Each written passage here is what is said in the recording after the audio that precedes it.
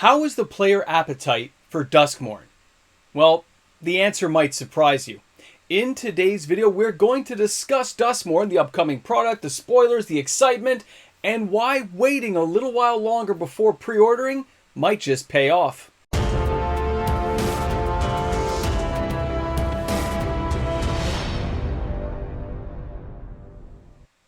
With a crowded release schedule, how well is Duskmourn going to perform? Welcome back, everyone. MTG Moxman here, and thank you again for hanging out with me today on my channel as we discuss this. It's an important topic. I mean, we've had such a crowded release schedule this year, and with the added products, it gets even worse. Like, think about it. At the beginning of the year, in case you've forgotten already, because it's such a crazy schedule, we had Ravnica Remastered way back in like January. We followed that through with the Murders at Karlov Manor. Then we had that Clue Edition thing. Then we had Fallout, which was great. Outlaws of Thunder Junction, surprisingly good, although the story was just awful for me. Modern Horizons 3, which started out hot and then totally fizzled out into nothing, in case you were wondering. Assassin's Creed, which went absolutely nowhere. It got crushed because of Bloomburrow. And then now we've got Duskmourn. But after that, we still have Foundations, that unannounced thing they didn't tell us about. And already players, I hear, are starting to save up for next year, and that's because of the Marvels. So what are we talking about when you look at a set like Duskmourn? How much anticipation is there for a set, and how can waiting pay off in this case instead of getting maybe a pre-order? Well, when we look at the anticipation of a set, that's based on how many pre-orders are coming into a lot of the LGSs, online stores, anywhere you can get data and information from. I'm in contact with quite a few stores, and the information I'm going to give you might be surprising, but Duskmourn's not doing well. Without seeing the spoilers of the upcoming set, players hold on to their wallets. It's not exactly wallet fatigue in this case, because players are more choosy with what they buy, but they're not going to buy junk or garbage. They need something at least worthwhile.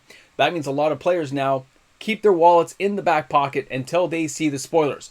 Now that does mean that players have missed out in the past. They have missed out on certain things like Fallout selling out early on, although it's around again, of course. It appeared magically. But those early days, the allocation numbers are pretty tight. We can't always get the product. But as we've noticed, when Wizards of the Coast doesn't sell their product at the markup they're hoping for, and when you look at Amazon's prices, they start gearing things down. And what I mean is, take a look at this first screenshot here. If you look back at my evidence-based video on Duskmourn as a product, as well as all the products that I named in that video, and you see all the different pricing, where they're at now, and how they're holding up over the long term. It's a very interesting video. I do suggest you go back and watch it. A lot of info there. But when you look at this, it says 30% off, $226.97. Now, I understand a lot of people are not buying on Amazon, but it's still a gauge because Wizards of the Coast does a lot of testing and pricing on things like Amazon.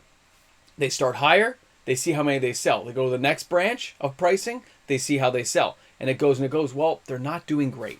And then when I checked all those LGSs for information on the bundle packs, play booster boxes, everything is super low. Now, don't expect your LGS to give you a deal. Don't expect things to drop off the face of the earth. But if Wizards of the Coast had a higher anticipation for this product and thought it was going to do well, they would raise their print runs. They would raise the numbers up. And we all know that these things, after they're released and out into the wild, they tend to sit on store shelves, and a lot of players don't buy them after the fact. They move on to the next thing. Wizards of the Coast, with this cramped scheduling of all these products, it leaves less time to enjoy them.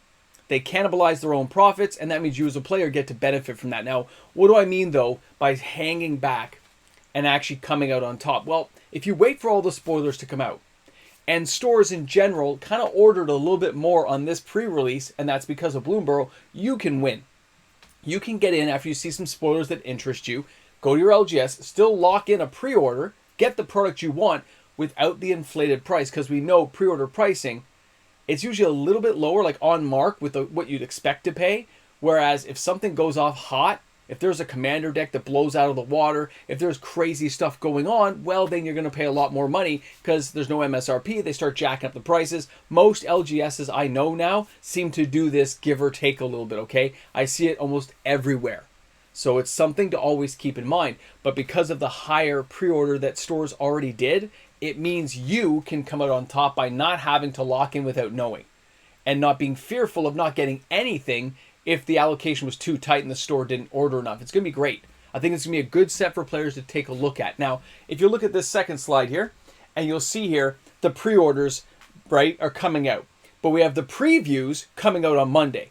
So when all the spoilers start dropping, and we know the pre-orders are now up at stores to be bought for like the last month, you're only going to have a very short window. If any cool spoilers come up next week, you're going to have a very short time frame in which to get out there before pricing will get adjusted. It's just something to keep in mind. Maybe nothing hot is going to appear. But it says here that the doors to the house swing opened August 31st, 2024 at PAX West, where we'll be holding the debut of Duskmourn House of Horror beginning at 2 p.m. And then there'll be a panel you can watch on Twitch TV, yada yada. You guys get where I'm going with this. There is a window where with Bloomberg we knew it was hot sales and everything just kind of went crazy. We know with Duskmourn the sales are low. I can tell you that. The numbers are low. You have a window.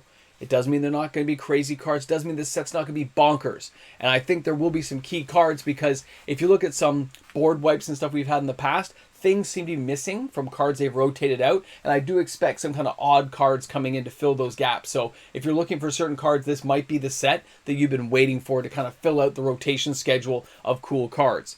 But again, this set being in such a cramped schedule means there's going to be a lot to follow and a lot of changes on a lot of these cards. But it also means that any cards going back a couple of sets could have some secondary market reactions if cards finally start connecting together. It's going to be a great time for a lot of players to see what this new longer schedule looks like. And this window, as I like to call it, window of horror, right? This window that we have right now gives you a little bit more opportunity from what we've seen earlier this year with things like Thunder Junction, even Bloomburrow, where things could sell out and you couldn't get it. Think about Fallout. And don't forget, we also have all these secret layers coming along. The Monty Python stuff that's sold out. Wizards seems to be keeping a slightly tighter schedule, but I won't know that for another year. It takes time to see how much the store's ordered, how much gets cleared out, and what the sell-through rate is on packs versus boxes. I don't get it all at once. I got to calculate it out and work it up over time based on what they ordered and go store by store for all the ones that do give me the information. Some do not like to be known, so we keep it quiet that way. That's how we like it here on the channel. That way we can get the information flowing for you guys. Either way, this set looks to me like it's going to be a lot of fun, but it doesn't mean it's going to be a hot seller. It doesn't mean it's going to be something like amazing.